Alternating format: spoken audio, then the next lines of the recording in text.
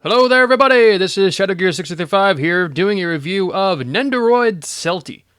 Now, for those of you who don't know who Celty is, she comes from the anime Da-da-da-la! Fuck. Da-da-da-la! Is that it? No, I'm gonna try it again. Da-da-da-la! It is an anime I can best equate to being a supernatural soap opera. It's also very anime. So, anime incoming. Hot at ya from the press. Coming down at ya from the east side. Japan's west? Fuck, I don't know. So yeah, this is Nendoroid Celty. If you wish to learn more about it, I really recommend checking out the show. It recently just wrapped up after 4 seasons? I think it was 3 or 4 seasons. I honestly forget at this point. But really good show. I recommend it. And this is Celty.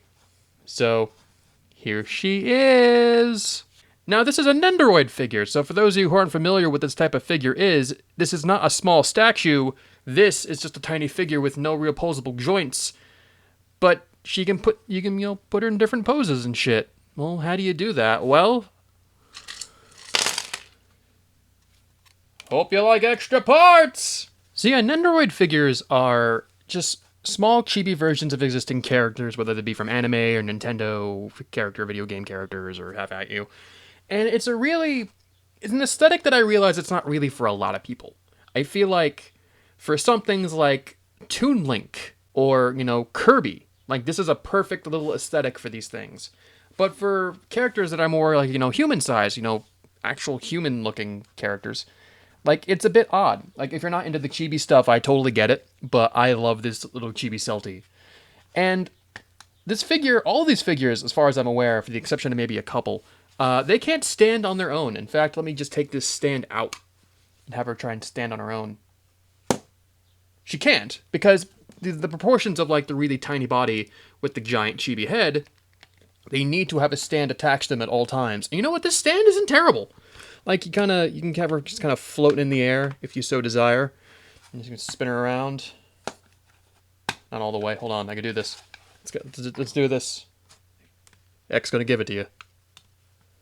Yeah. It's not bad. I think this is a really cool way to set up a display. Like, if you have a ton of these things, like making a module, like, here's the one little stand for this character, and then put one next to each other, and then one next to each other. Like, I think that's cool. I like that quite a bit. If we take Celty by herself... Oh, her torso's a little messed up. There we go.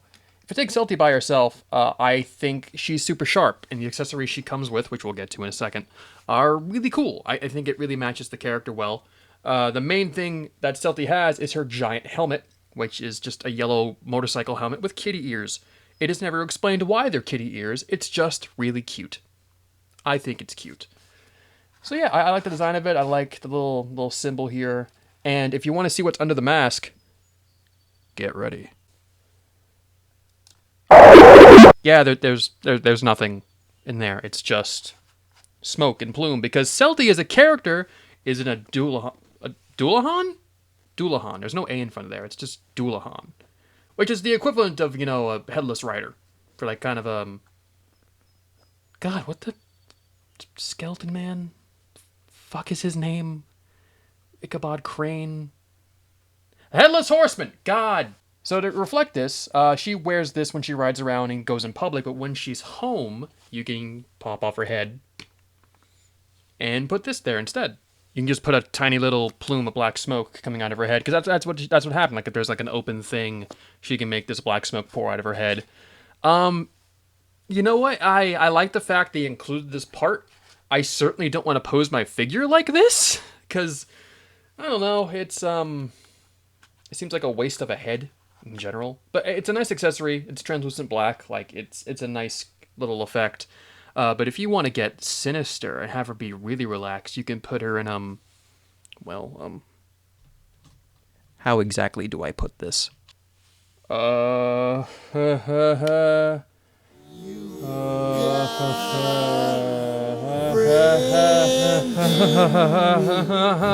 man, I don't know what to tell you, the girl's gotta breathe. It's kind of like her relaxed, like, hey, I'm home, I get to chill out and, like, shove money in there, because if I were one that had a bosom, maybe I would stick things in there. I don't know. I don't have a bosom. She does come with this biction little scythe, which is, it's actually, fairly sharp at the end. Like, I've nicked myself a couple times, so. But yeah, this is like her main weapon. Dualahans aren't necessarily, reapers, I guess. So, yeah, she can have her little scythe, and she has maybe 2 or 3 different hands she can use to hold them with, depending on, which arm she wants to hold them with, or which arm? Arms can't hold sides. Yeah, this is a cute little part. I enjoy it quite a bit. I think one of the best things she comes with, though, is her little tiny motorcycle, which is super tiny and super cute. I believe the name of the motorcycle is Shooter, because, like, she disguises her horse as a motorcycle instead. I think that's a cool way to modernize as a whole, like, headless rider, headless horseman kind of reaper thing. Like, oh, turn the horse into a motorcycle. That works out. And it's super cute, and it does, swivel back and forth here. Is there a little bit of a bend to... Oh, I completely missed this. This is actually just a straight-up ball joint. So you can spin this all the way around if you so desire. And I'm gonna, as a little aside, I'm going to put Celty on the motorcycle in just a moment. But as I've mentioned earlier, she does have a handful of different parts she can use to facilitate the different poses. And the parts she comes with is like, oh, here are different arms and different legs for the motorcycle. And, like, here's a hand where she's holding her phone, which she uses to speak with because she has no real head. And all these different cute little parts, and friggin' girl even comes with an extra pair of boobs. I mean, it's... like, I enjoy the level of parts they include here. It's just, the only duplicate that isn't here is her, like, midsection and waist. If I really wanted to... I would really want another one of these pieces here, so I can just make another figure to go with it. Like, that's the one linchpin. I got extra arms, legs, freaking upper torso, and I really don't need another head because I can have one without a head. But, I don't know, that's a little bit infuriating. That's probably my only real complaint with this set, but that's something that I believe most Nendoroids have a issue with, where they don't come with enough parts to make a second figure altogether, which is probably intentional. But, yeah, give me, like, a minute or two, and I'm going to put Celty on a motorcycle. So, oh boy! And here she is with her little motorcycle, and I put the scythe on there as well. There's a way for you to orient her to where you can just have both of her hands on the motorcycle handlebars. I typically like having her posed like that. The only reason why I don't like posing her with the scythe is, it's generally, this pose is not hard to get, but it's like, finicky. It really helps that the stand connects to her back as opposed to connecting to the motorcycle, because she is literally holding onto that motorcycle with that one hand there, and she's just kind of resting on it with that wheelie. So it's a bit finicky, and then the scythe, as you saw earlier, kind of just pops out of the hand with just a little bit of force. So just try and don't touch her. I don't know. Like, it's not like she's fragile. It's just like, I don't know. Like, if I kept her in one pose for a while, like, like the plastic will probably adjust itself to fit that one pose in particular, but when I do it with something else, it's going to be a little more loose or maybe a little more tight. I don't know. But yeah, this is like kind of the general pose I like to put her in, and it looks super cool. Like, it's a tiny aesthetic. Like, it's very chibi. Like, tiny motorcycle, big scythe, giant head with, no face underneath. So yeah, I like this little figure a lot. I think this is... I generally don't buy figures all that often anymore. If I happen to buy a lot of stuff from like Japan or HLJ or whatever, I typically either buy model kits or I'll buy, if it's something that's really near and dear to me, like, oh, I'm buying the Kirby Nendoroid that's going to be restocking soon. So I love Kirby and that figure looks super cool, so I want to get that Kirby. So like back in the day, I used to buy a bunch of figures willy-nilly, and I try to pull that back as much as I can. This, however, was a gift. So this was a gift from Elira, so thank you. This review is like 6 months late.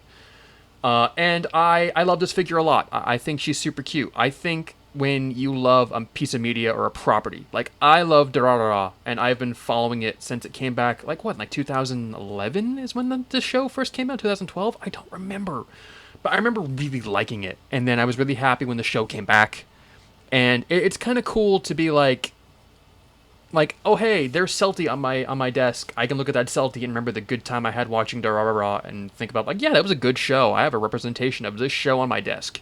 And that makes me feel cool. So I like, generally if I were to buy a figure nowadays, I buy it because it means something to me, or because I look at it and it just makes me, like, I just look at it and go, that's cool. Like, it makes me feel good looking at that thing on my desk, being like, yeah, I own that. It's rad. But yeah, I like the Celty a lot. Nendoroid figures, I wouldn't go out of my way to buy more of them unless it's a character I really like.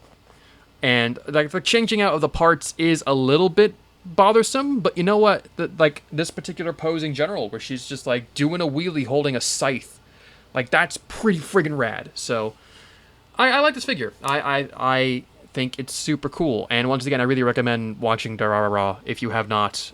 It's a little bit talkative in points. Like there's a lot of really good action scenes, but a lot of it's generally monologuing and talking. So if you, again, like I equate it to a soap opera.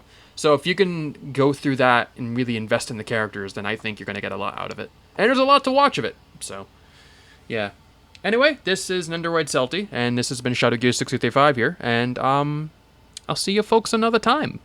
And I'm gonna go back into anime land. Look at all the anime. Oh, that's so yeah.